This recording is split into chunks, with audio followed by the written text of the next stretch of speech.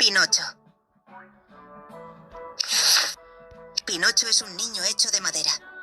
Pinocho es un niño hecho de madera. Él sueña con ser un niño de verdad. Geppetto, que es su papá, lo mira desde su taller. Geppetto le dice: escucha y aprende. Pinocho va a la escuela con otros niños. Un día conoce a un zorro y a un gato. Ellos usan sombreros.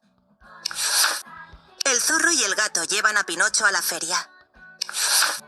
En la feria hay muchas luces y juegos. Pinocho se divierte mucho. Pinocho ve a las marionetas bailar y quiere ser como ellas.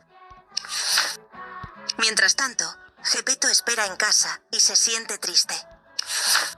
Pinocho canta y baila en el escenario de la feria. El hada aparece y le habla a Pinocho. Ella le dice: debes ser bueno y siempre decir la verdad.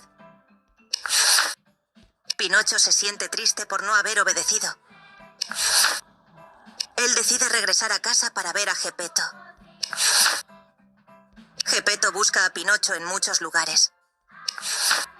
Se encuentran dentro de una ballena grande. Pinocho dice: lo siento mucho, papá. El hada los ve y ayuda a Pinocho a convertirse en un niño de verdad. Ahora Pinocho y Geppetto están felices y celebran con amigos.